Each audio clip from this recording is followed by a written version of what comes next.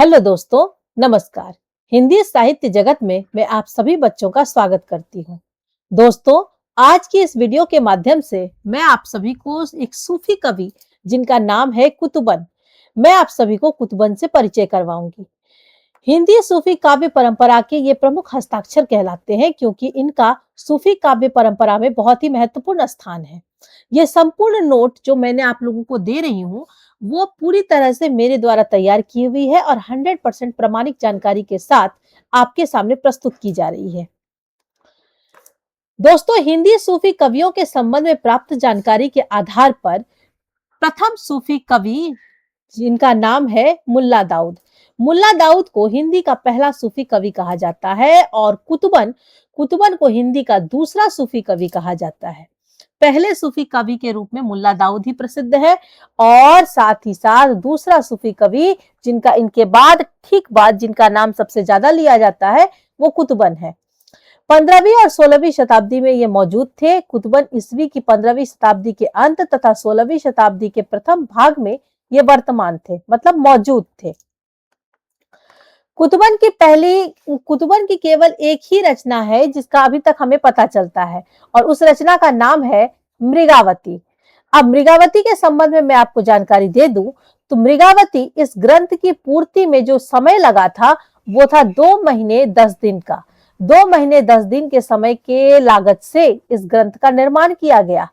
मृगावती का जितना भी अंश हमें प्राप्त है उसी से कुतुबन, यहाँ पर होगा कुतुबन के संबंध में हमें जानकारी प्राप्त होती है क्योंकि हमें इसी ग्रंथ के माध्यम से इसके रचनाकार कुतुबन के संबंध में जानकारी मिलती है।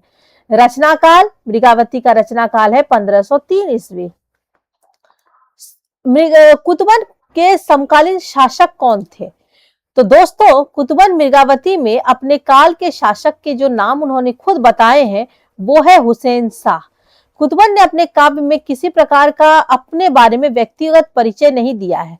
उसे इतना ही ज्ञात होता है कि वे हुसैन शाह के वक्त थे, मतलब उनके ही समय में वो मौजूद थे।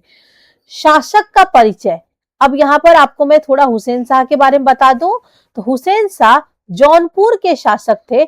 ऐसा समझा जाता है कि हुसैन शाह से उनका तात्पर्य जौनपुर के सुल्तान से है। इसके आगे देखेंगे कुतुबन के गुरु। तो कुतुबन के गुरु कौन थे, इस संबंध में विद्वानों में बड़ा मतभेद है। एक तरफ हमने विद्वान का नाम दिया है, दूसरे तरफ हमने गुरु का नाम दिया है। दोस्तों, आचार्य रामचंद्र शुक्ल के अनुसार कुतुबन के गुरु शेख बुरहान है, लेकिन परशुराम चतुर्वेदी के अनुसार शेख बुढ़न कुतुबन के गुरु हैं। अब विशेष टिप्पणी संबंध में करें तो ग्रंथ मृगावती के अनुसार कुतुबन शेख बुरहान के शिष्य है, मतलब रामचंद्र शुक्ल की जो विचार है वो अधिक तर्क संगत होती है मृगावती के अनुसार।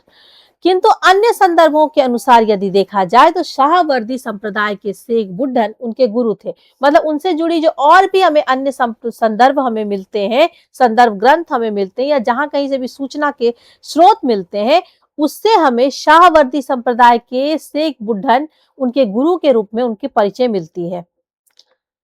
मृगावती साहित्यिक विशेषताएं, मृगावती की साहित्यिक विशेषताएं क्या है? तो कथा के आधार पर मृगावती किसी पूर्व प्रचलित कथा के आधार पर लिखा गया है, मतलब जिस समय ये लिखी गई उस समय की ये घटना नहीं बल्कि ये कथा बहुत पहले घट चुकी है और बीती हुई घटना को बहुत सुंदर तरीके से सजाकर लिखा गया है।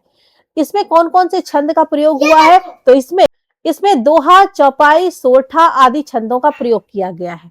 काव्य शैली, इसकी शैली प्रकृति कवियों के अनुकरण पर कड़वक शैली में लिखी गई है। कड़वक शैली आप जानते हैं, 5 दोहा के बाद एक चौपाई, इस तरीके से कड़वक शैली रेडी की जाती है। मृगावती के प्रेम कथा के पात्र कौन कौन है? तो एक है चंद्रनगर के राजा गणपति देव, उनके जो राजकुमार है वो इनमें नायक है, और कंचनपुर के जो राजा है रूप मुरारी, उनकी कन्या मृगावती। इन दोनों के बीच की जो प्रेम कथा है उनका वर्णन ही इस मृगावती काव्य में किया गया है। सूफी दर्शन, काव्य का उद्देश्य और रहस्यवाद। सूफी दर्शन हमें काव्य का क्या उद्देश्य बताता है, इसमें क्या रहस्यवाद है?